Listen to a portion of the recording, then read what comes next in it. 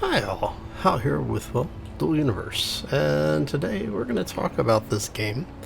We're also going to talk about a little bit of some of the features in the game, and this is going to be part of a tutorial series as well as a Let's Play. We've been joined by multiple people that you may know from this community and other communities, and they'll probably be making appearances at various points in time. But we'll talk about all that shortly. First, we have to get started. So let's go.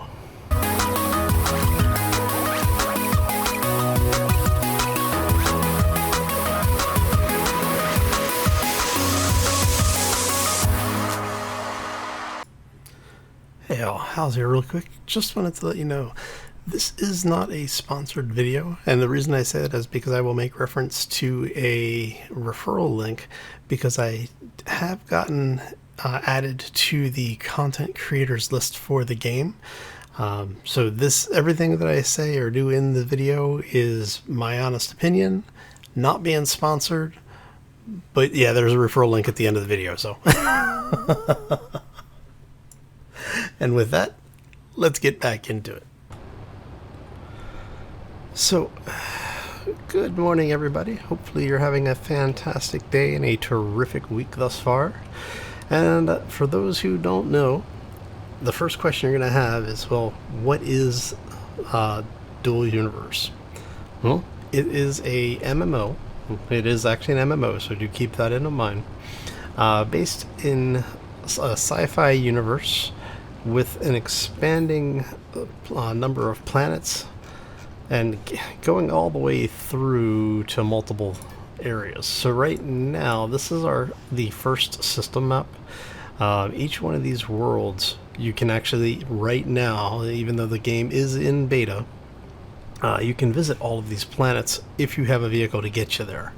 Now, some of these planets will have multiple moons, some have no moons, and because this is a actual full-on voxel-based, completely modifiable game world, you can, in theory, completely strip mine planets down to their core. So you can actually gather resources, and you will have to gather resources from each of the planets. Each planet will have resources that, while not necessarily unique to them, are only found in certain systems or on certain planets. So you will have common materials like, say, iron or aluminum. Those will show up on most planets, but then you'll have gold or silver, which only show up on some planets or some moons. So a very large portion of this game is the resource aspect of it: resource management, gathering, and production. Now, what you can see in front of me here is a fairly well-established factory system. Now, this is not its ultimate form. What's the, insert that meme here, right? This isn't even my final form. But it is a good indication and representation of what you're going to expect in this game. I'm going to tell you up front, it is a lot of fun to play, but it is also a very intensive grind game. What that means is that you are going to be spending a lot of time in getting resources, processing them to build a device, or to build a component to build a device that later builds additional devices or components for you. So everything in here serves a purpose. And as you can see, I've got duplicates of a lot of things. And that's mainly to increase the factory efficiency, because each device can only do one thing at a time. So there are certain processes that you'll deal with that you're going to need multiple devices for. That way you don't slow down or get bottlenecked on a particular aspect of what you're building. Now, this is not a small investment in time. This factory layout, I probably have close to 30 hours in right now, just building this. Sounds like it's a lot of time, and yeah, I'm not gonna lie, it is. But it is, like I said, a lot of fun. And so what I want to do today is we're gonna basically start with what is the beginning of the game, and this is the resource gathering aspect. So I wanted to do I want to say it's going to be a somewhat quick tutorial, but we'll see how long it actually takes. We're going to turn the light on so you can see. Now, the game does actually have in-game tutorials. When you first start, when you create your character, you load in on a planet called Alioth. I'm actually on one of the moons of that planet. And the game will walk you through basic gameplay mechanics. It'll teach you, you can, if you choose to do so, you can take tutorials on how to do resource gathering, how to do actual mining, production and construction and crafting of all sorts. The game actually has some pretty unique mechanics in it that I think a lot of people are going to enjoy.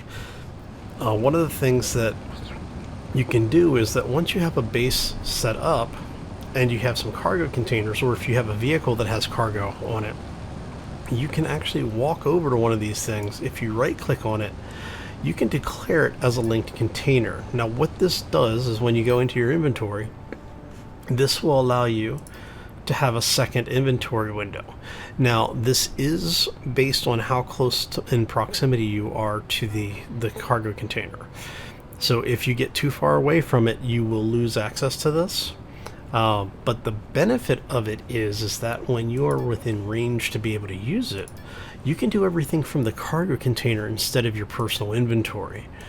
So what you do is when you have declared something as your linked cargo, over here there's a little indicator set as your default container.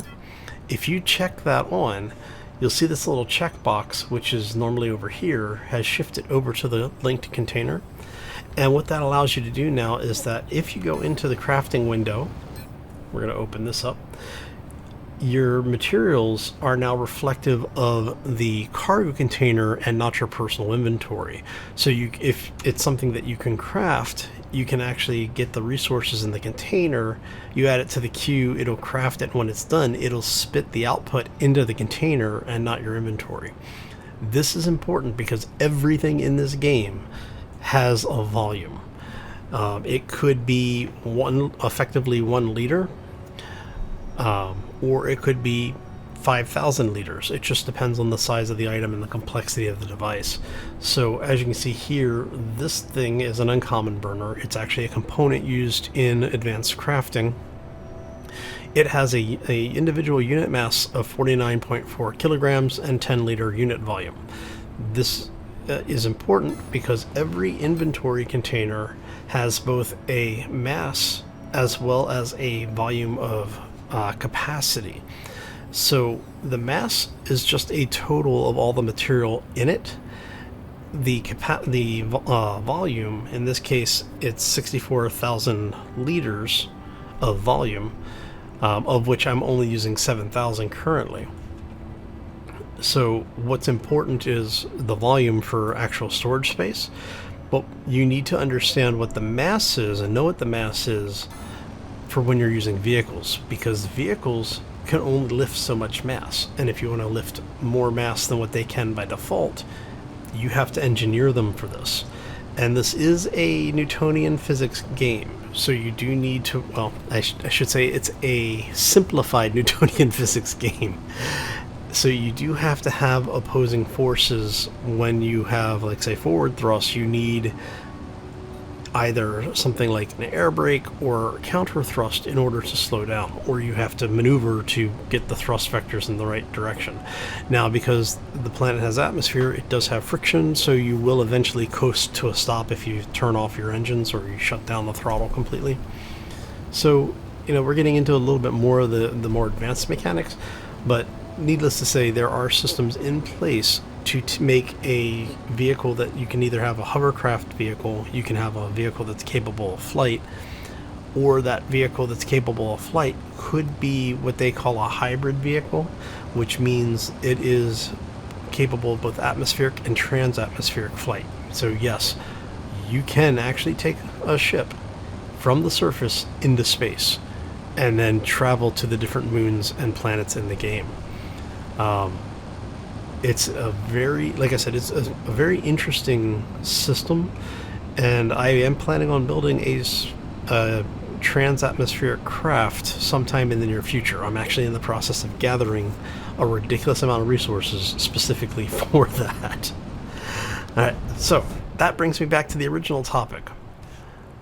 We're going to talk about resources. I've already done some initial surveying, and I found some resources that I'm looking for, and we'll actually head over that way. That's what the waypoint's for.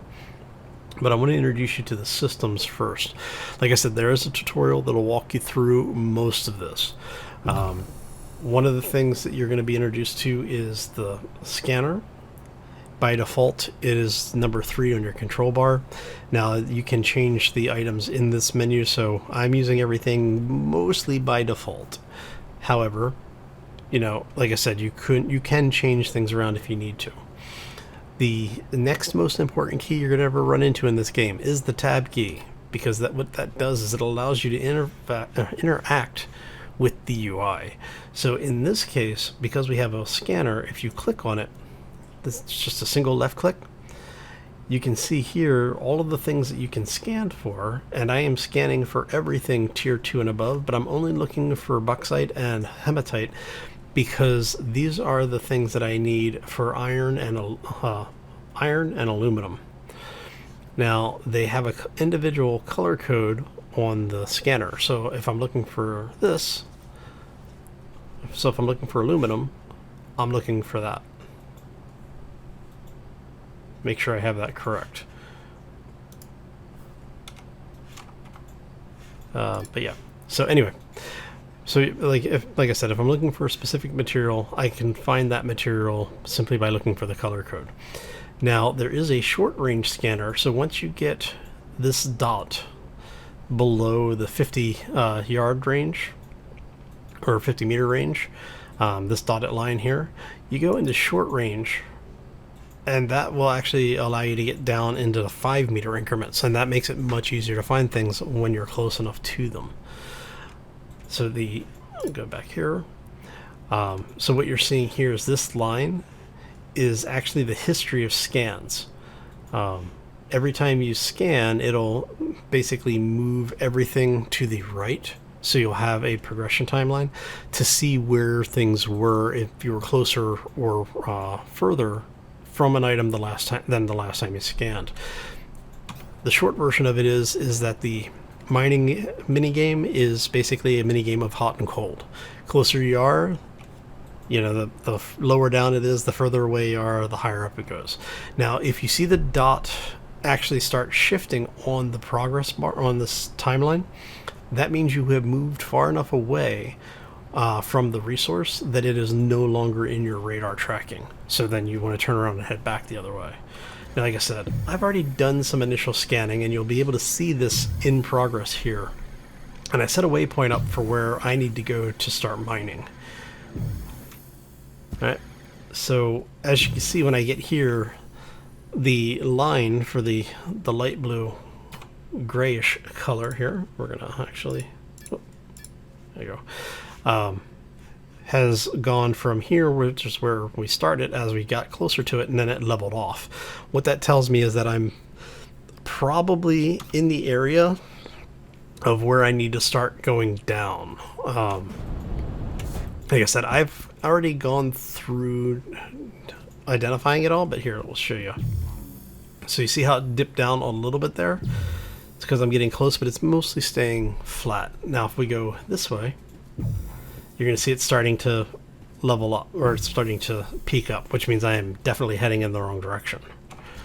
So we'll come back this way, it'll level off a little bit more. And the reason this is important is because if you find yourself at a situation where it stops moving either or ascending or descending on the scale, one of two things is happening. You're either running in parallel with it, or, well, realistically, you're running in parallel with it. It's just you have to figure out which direction it's at that point. All right, so we're going to head back this way. You're going to see it drop pretty severely. All right, so that tells me that because of the way everything dipped and leveled off, I'm probably needing to dig in this direction. And where is my... There it is, okay. So like right around here-ish is where we're going to dig. All right, so when you turn your headlamp on, right, by default it is L. You'll get two readings here. Across the top you'll see there's a compass heading that tells you which degree of heading you're at, and then on the right hand side you're going to see an elevation tracker. Now in this game, as long as the angle is 61 degrees or less, you can navigate through it without a problem. So if you can go up and down the line if you have to, but you'll be able to get out. You won't dig it. It's not a hole you can't climb out of. If you go over 61 degrees, keep in mind that you're probably going to have to find another way out, or you're going to have to dig yourself out through another path. It's one of those fun things of, you know, the real life mechanics here. Okay, so we're going to go to 40, and I am going to go for, I generally keep it between 50 and 55 degrees, depending on where I think I am in relation to the materials. Once you have the heading that you want, there's two things you can do. You can either click and hold the left mouse button, which will give you a mining action like this, or you can single click your mouse wheel. If you single click the mouse wheel, it does this for you without having to hold any buttons. So once you've done this a few times, you're probably going to use the mouse wheel because it makes things so much easier and so much faster. Now, as you can see, as we're digging down, because we're at such a low altitude, we're only 9 meters above basically the sea level. So what that means is you're going to hit water. Now, the game does not deal with needing to breathe. So we'll be able to go into the tunnel that we've just dug, and we'll be able to stay underwater indefinitely because you don't have to worry about it in this game, at least right now. Now, I've been told that the developers are talking about having some kind of additional survival mechanics. Right now, the core functions or the core features of the game is that you have a couple of areas. You have a couple of areas that are secure, like I'm on the Sanctuary Moon, which means there's no PvP on this moon. There's no combat with each other, and you can't shoot each other's vehicles. It's a completely peaceful planet. This is done so that everybody has a secure place to throw down what they call a territory control unit that allows you to take over one section of the map. And it'll have resources there, you can build your structures there, and it basically gives you a place to always come back to without risking losing everything. So it's definitely something, it is nice. Alright, so we're going to do a little bit more here. Now we are, if you look at the top right corner next to the radar, you'll see an altitude marker. We're negative 17 meters below the surface. 99% atmosphere means we can breathe. You know, we're not traveling anything, and we're under 1G of gravity. So now, is this going to keep? Oh, that's awesome.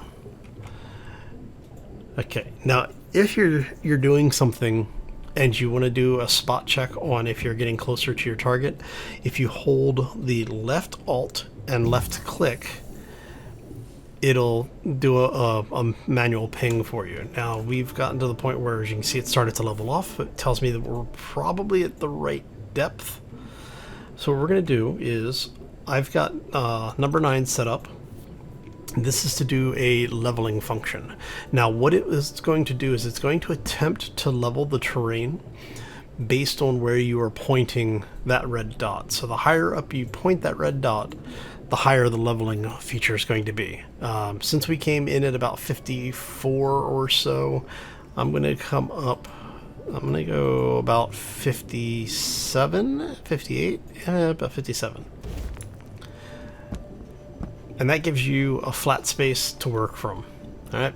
Now, keeping in mind what I said earlier about this thing trying to level at the dot where you're pointing the dot, if you put the dot on the flat of the ground, just before the vertical wall, and you press and hold left mouse, it'll flatten it basically to the same level. What that allows you to do is to have a flat level terrain area and excavate large portions of the terrain very quickly so that you can move around and do your tracking and figure out what's going on as far as where the minerals are. And then because of this being something that you can click and hold, if you click and hold it and point the mouse up on the wall, as you can see here, it keeps going out to whatever your maximum range is. So that's a way to quickly open up a passageway to be able to look for things. So now what we're looking for is we're going to see if we can... Okay, we're heading away from that at this point, which means it's probably going to be...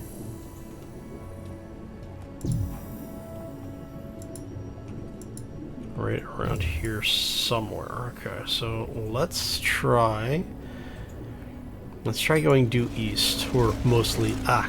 crud. There we go. Like I said, the leveling tool is one of those things that you'll get used to over time. It really is just experience matters. Alright, so we've gotten a little bit of a hallway here. Okay, so we're still roughly that distance away. So I should be able... Let's see if we go here. Let's go mostly north. Switch that over to the flattening tool.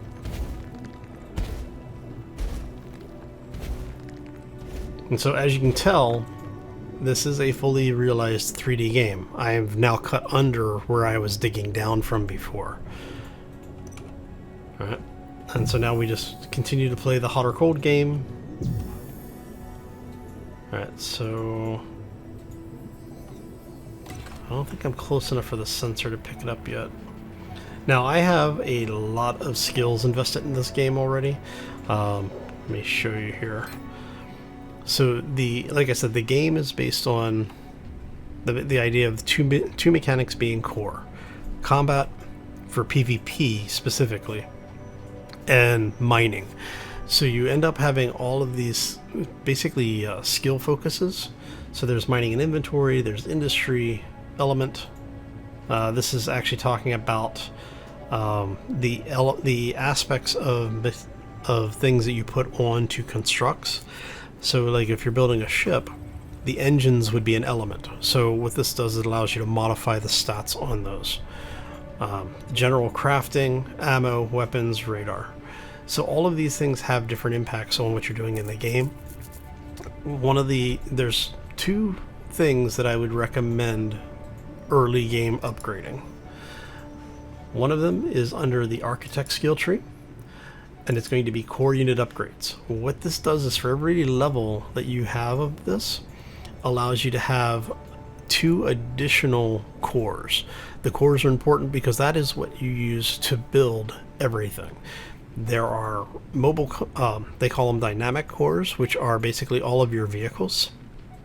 There are static cores, which are planet or surface side permanent features. So if you want to build like a factory or an outpost or a defensive position, anything like that, you're going to use a static core.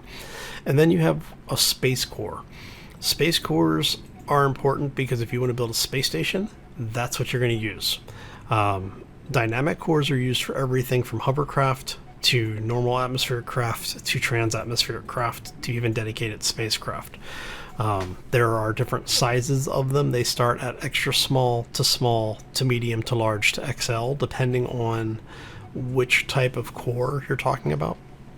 And each of them do basically the same thing. The difference in them is in how big the core itself is and how much space it gives you to build. We'll talk about that in a different video. But like I said, I want to get the mining done. So what we're going to do is I've shown you the basics of the mining mechanic. So what I'm going to do now is I am going to see if I can find our ore. And this is probably going to take me a couple minutes. So I'm going to do a quick cut, and when we get a little bit closer to the ore, I'll bring you all back. So we'll be right back. Alright, and we're back. So we have gotten to the point where we're pretty close. So what we're going to do is we're going to use the scanner. Oh, look at that. That's actually a good sign. Okay, so I'm going to start pacing this back a little bit. And what I'm looking for is, if you notice in the center of the screen, towards the bottom of that, you'll see those the dancing lines. That tells me the scanner is detecting a resource. Now, if we're not looking towards it, you're not going to see it. So what happens is when you're on your short range radar and you get within around 30 meters or so, you're usually about where you need to be in order to start detecting the materials. And so looking at this, it tells me it's below us. And it is a pretty good chunk is what it looks like. Okay, so I'm going to back up here. And we're going to see if we can find where it stops reporting. That's a huge chunk of material back here.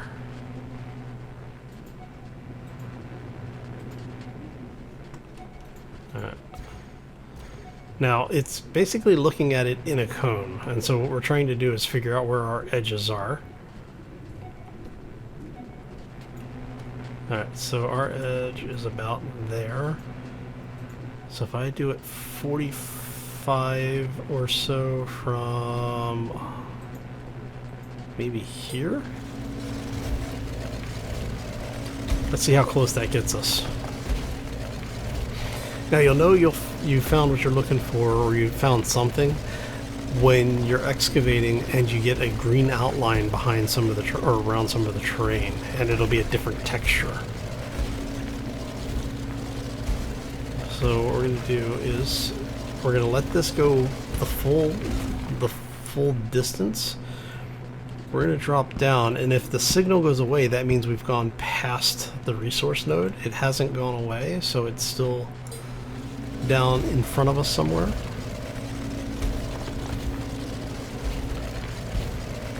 Now, part of the thing that I run into, and I actually ran into it while I was doing this, I actually ended up crossing one of my existing mines completely by accident. I didn't realize I was that close to it. Okay, so there we go. And that's going to be iron, I think? I don't remember. Let's see here. We're going to pull some of that out. Oh, even better. We're actually still connected to the container. That's great. So if you hit H, it'll bring up a tooltip for you when you're moused over something, and this will actually tell you what it is. So since we have the bauxite, we're actually picking up what we need for aluminum. There we go. Okay, and that is actually going to be a bit of an issue because I didn't want to come in at that angle. So we're going to back up here a little bit. Let's go at, I'm going to do a, let's go like 55 from here.